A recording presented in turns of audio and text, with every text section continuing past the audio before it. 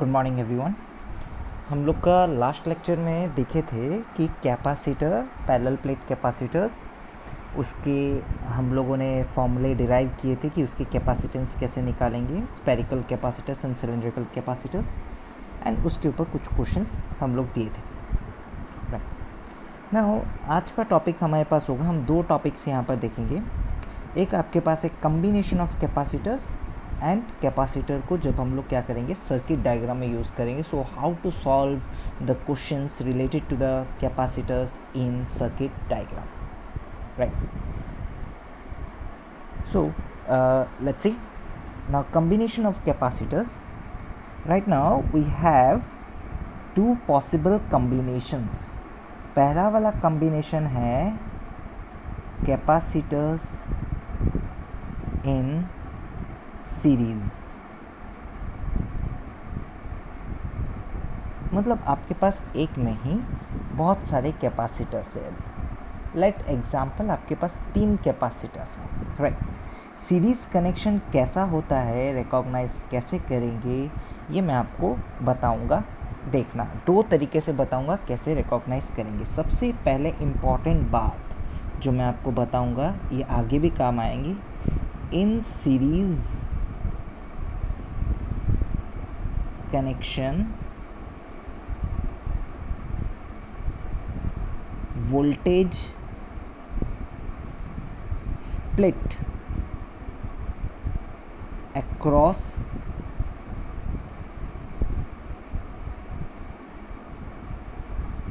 the capacitors while charge remains same. Now, इसका मतलब ये है कि आपके पास जब एक कैपेसिटर होगा हमारे पास सीरीज कनेक्शन में, मतलब I have 3 capacitors, let it be 1 2 3, right. इसको जब मैं क्या करता हूँ, इसका कैपेसिटेंस C1 है, इसका कैपेसिटेंस C2, इसका कैपेसिटेंस C3, इसको मैं ज्वाइन करता हूँ एक बैटरी से जिसका पोटेंशियल डिफरेंस क्या है, V है, राइट।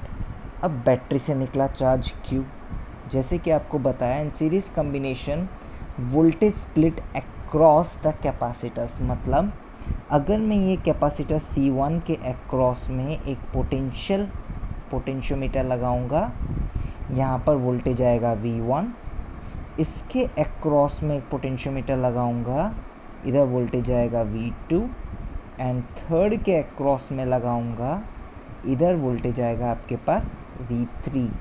बट अगर मैं यहाँ पर चार्ज के बारे में बात करूँ, यहाँ पर से Q चार्ज निकलेगा and while charge remains the same, यहाँ पर चार्ज स्प्लिट नहीं होता है। इस प्लेट पे प्लस Q चार्ज आएगा, इधर माइनस Q। सिमिलरली इस प्लेट पे प्लस Q चार्ज आएगा, इधर minus Q,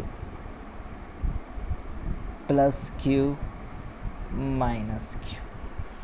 in series connection इस तरीके से होता है, नेगेटिव पॉजिटिव ऐसे कनेक्टेड रहेगा।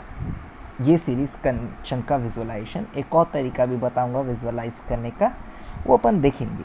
पहले आप यहाँ पर फॉर्मूले देख लो कैपेसिटर्स इन सीरीज जब होते हैं, राइट।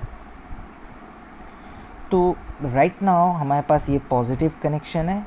देखो यहाँ पर से बैटरी से जब चार्ज निकलता है, ये पॉजिटिव साइड है तो ये पहला पॉजिटिव कनेक्ट हुआ, ये नेगेटिव साइड निकला है तो ये सबसे पहले नेगेटिव। यहाँ पर पॉजिटिव साइड है तो ये पॉजिटिव कनेक्ट, यहाँ नेगेटिव साइड है तो नेगेटिव कनेक्ट, राइट।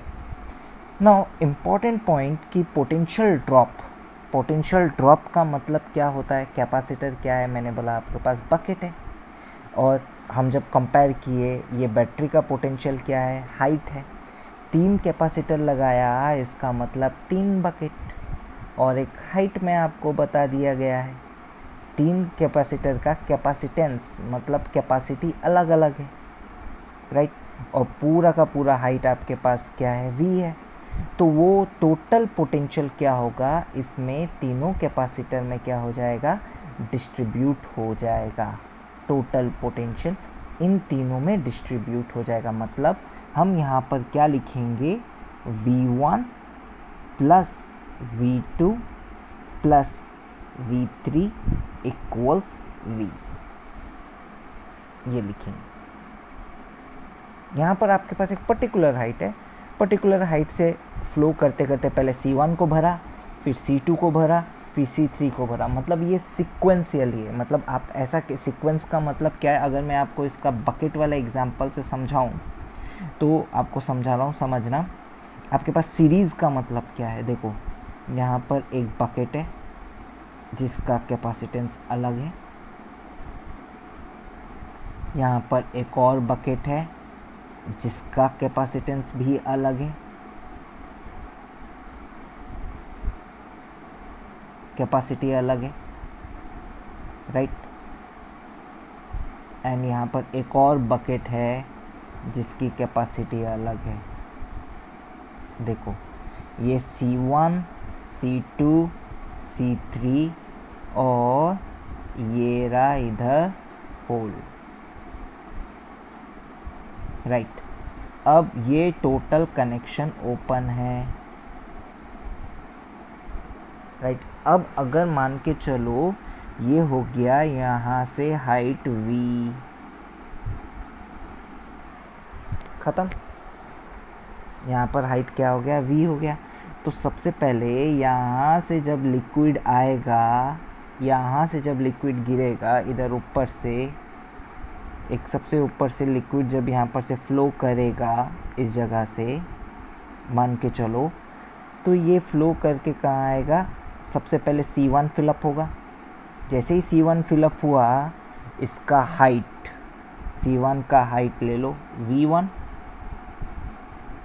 C2 का हाइट उसके बाद क्या है V2, एंड C3 का हाइट क्या है V3, राइट। तो पहले C1 फिलअप हुआ, C1 यहाँ से लिक्विड यहाँ से आ रहा है, C1 यहाँ से फिलअप हो गया पूरा। जैसे ही C1 फिलअप हो गया, लिक्विड यहाँ से गिरा, C1 फिलअप, तो ये क्लोज हो गया, ख़त्म। C1 फिलअप, तो यहाँ पर 3 ओपनिंग थी, opening A, opening B, opening C। मतलब सबसे पहले क्या होगा, once C1 is filled up, opening C will closed, ख़त्म। समझा रहा हूँ, समझना हम उसको कैसे कर रहे हैं, कंपेयर कैसे कर रहे हैं ना। उसके बाद जैसे ही C1 आपके पास फिलअप हो गया, अब वो ओपनिंग क्लोज हो गया, मतलब अब B से बाहर पानी जाएगा नहीं, C2 से बाहर पानी जाएगा नहीं, B से आएगा, सॉरी C2 से बाहर जाएगा नहीं। अब C2 में पानी फिलअप होने लगा। Once C2 is filled up, opening B will be closed, ख़त्म। ऐसे हो गया, तो ये भी आपके पास, B भी आपके पास क्या हो गया, क्लोज हो गया। ऐसा ही तो होता है हमारे एग्जाम्पल में जो आपको समझाया था एक कंसेप्ट। और फाइनली बचा आपके पास C3। लास्ट में जब आपके पास C3 फिलअप हो जाएगा पूरा, तब A भी क्लोज हो जाएगा। और जब A क्लोज हो जाएगा, no water will flow. Once C3 is filled up,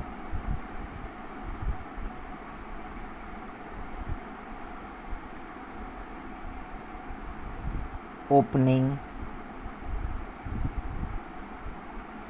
A will be closed।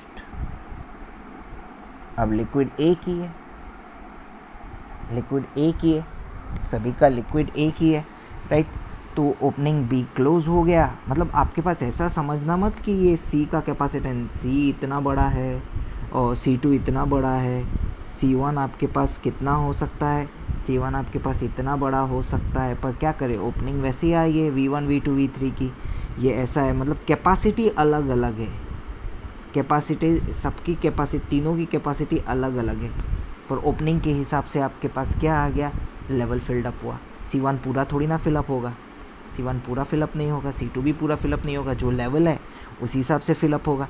पर ये बात तो तय है कि तीनों में equal mass of liquid fill up होगा, इक्वल मास तीनों में, क्योंकि तीनों का सरफेस एरिया आपके पास सेम है, उस हिसाब से तीनों में इक्वल मास लिक्विड क्या होगा, फिलअप होगा।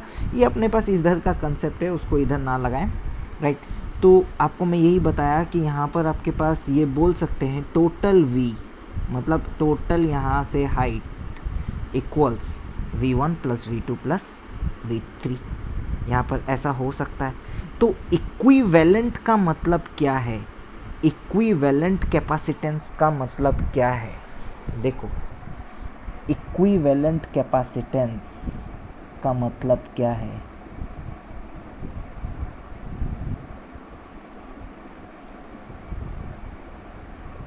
इसका मतलब ये है कि ये तीनों को हटाओ, उसकी जगह पर एक लगाओ।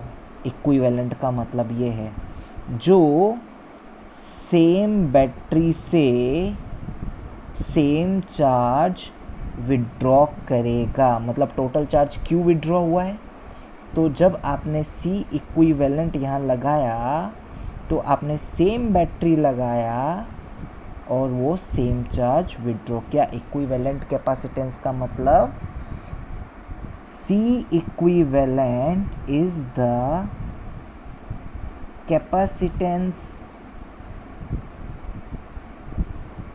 of a circuit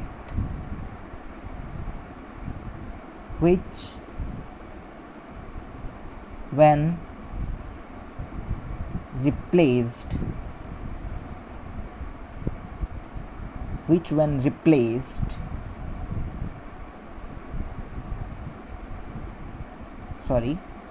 is the equivalent capacity, C equivalent is the capacitance of a circuit which when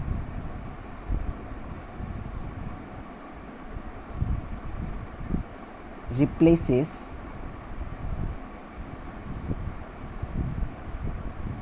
other capacitors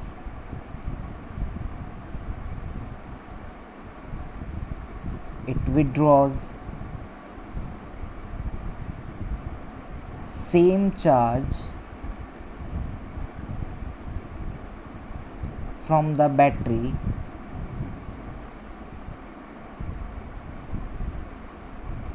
as withdrawn by other capacitors। ये C इक्विवेलेंट का मतलब है, मतलब आप यहाँ पर C equivalent is the capacitance of A circuit which when replaces other capacitor, यहाँ पर अदर कैपेसिटर्स क्या था मेरे पास, C1 C2 C3, तो मैंने क्या किया, इन तीनों को रिप्लेस करके C इक्विवेलेंट रिप्लेस किया। which when replaces other capacitor it withdraws same charge, देखो ये तीनों मिलाकर Q चार्ज विड्रॉ कर रहे थे, ये एक अकेला कितना चार्ज विड्रॉ कर रहा है, Q चार्ज विड्रॉ कर रहा है, right. withdraws same charge from the battery as withdrawn by other capacitors, right। तो यहाँ पर मैं एक बात बोल सकता हूँ, Q इक्वल्स इधर C इक्विवेलेंट V या V equals Q by C equivalent, ये बात मैं बोल सकता हूँ। Now this can be written as equation 2 because equation 1 हमारे पास ऊपर है, दिस इज इक्वेशन 1, इक्वेशन 1 भी समझा दिया हूँ आपको इस तरीके से जो आई है। नाउ लास्ट पॉइंट हम बताएंगे V1 V2 एंड V3 कैसे कैलकुलेट किया जाएगा।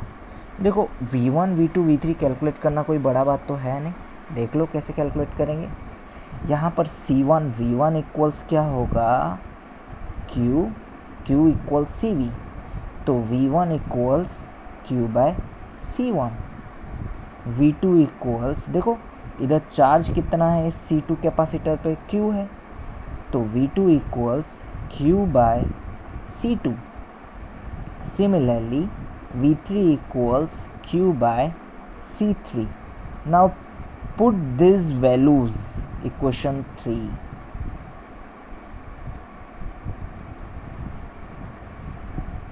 Put the values of V1, V2, V3 and V in equation 1. जब आप पुट करेंगे वैल्यू देखो क्या आएगी, Q by C1 plus Q by C2 plus Q by C3 equals Q by C equivalent. तो यहाँ से Q वाला टर्म तो कट गया और हमारे पास फॉर्मूला आया 1 by C equivalent equals 1 by C1 plus 1 by C2 plus 1 by C3. Means अगर कैपेसिटर आपके पास किस में होगा, सीरीज़ में होगा, तो इक्विवेलेंट कैपेसिटेंस आप कैसे निकालेंगे, 1 by C1 plus 1 by C2 plus 1 by C3, इसे आप निकाल लेंगे. नाउ ये आपके पास थोड़ी था एक combination, that is capacitor in series. बस इसमें ये बात याद रखना, in series connection voltage split across the capacitor while charge remains the same. और आपको ये वाला एग्जांपल से मैं आपको समझाया, राइट. अच्छा, यहाँ पर इक्विवेलेंट का मतलब क्या है इस केस में? इस केस में इक्विवेलेंट का मतलब ये है कि आप इन तीनों को हटाकर एक ही लगा दो, सच दैट अगर सेम हाइट से एक ही ओपनिंग दें तो सेम अमाउंट ऑफ लिक्विड, जो टोटल लिक्विड है,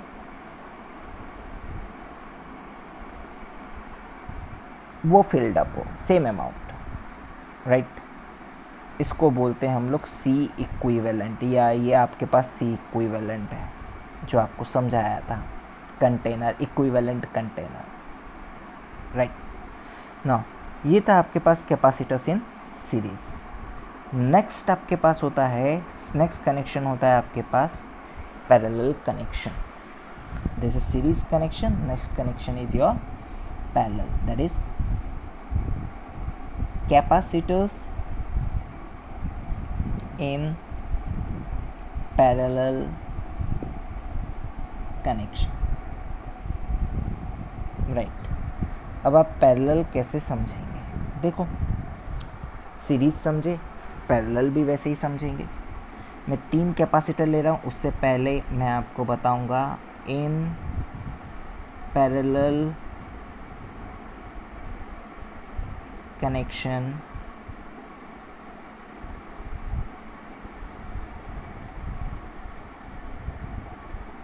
voltage across capacitor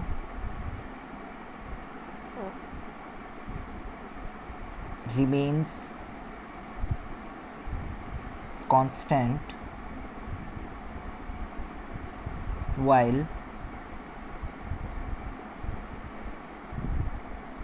charges split. देखो, इसका मतलब भी समझाएंगे. यहाँ पर आपके पास क्या आ रहा है, 3 कैपेसिटर लूँगा, C1, C2, C3.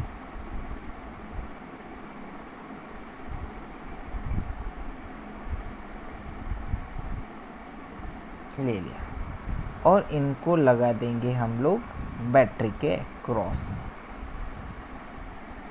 तीनों को पैरेलल यूज़ किया गया है.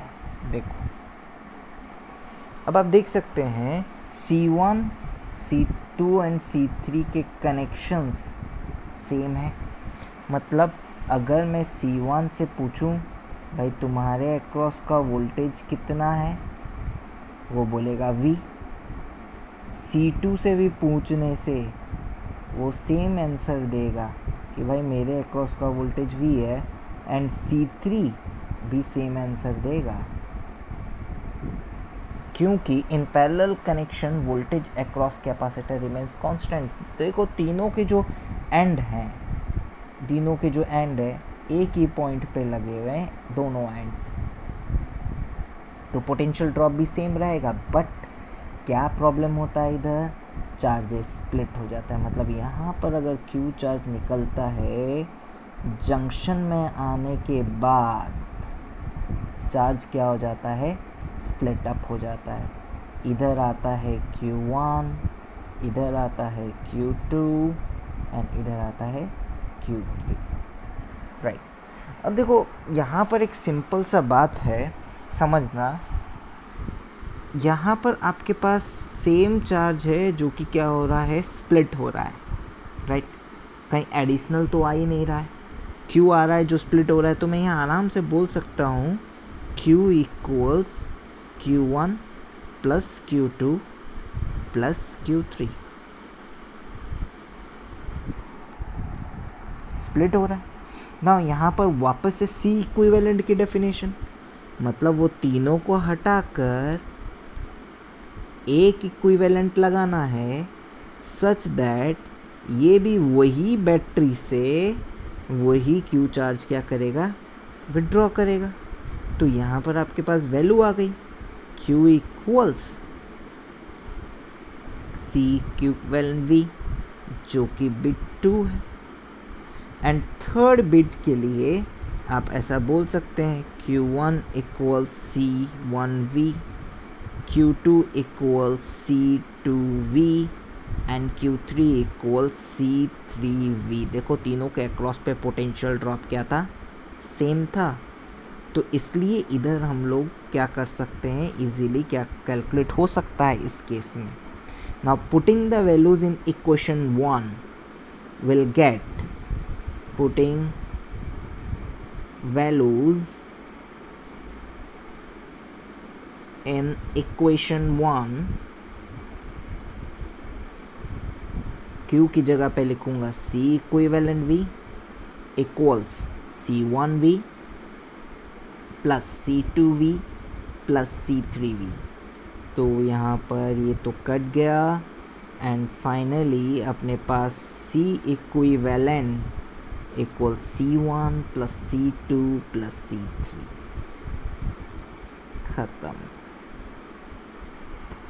मतलब आपके पास सीरीज़ एंड पैरेलल का दो फार्मूला, अगर कैपेसिटर सीरीज़ में लगा हुआ है तो 1/C equivalent equals 1/C1 plus 1/C2 plus 1/C3, और पैरेलल में लगा हुआ है तो C equivalent equals C1 plus C2 plus C3। देखिए ये रजिस्टर का टोटल ऑपोजिट है। अगर आपको याद हो 10th क्लास में पढ़े थे, रजिस्टर सीरीज़ में होते हैं तो R equivalent equals R1 plus R2 plus R3 and parallel में 1/R equivalent equals 1/R1 plus 1/R2 plus 1/R3। ये जस्ट उसके ऑपोजिट हैं, उल्टे हैं, राइट, जो आपके पास series and parallel connection of capacitors है।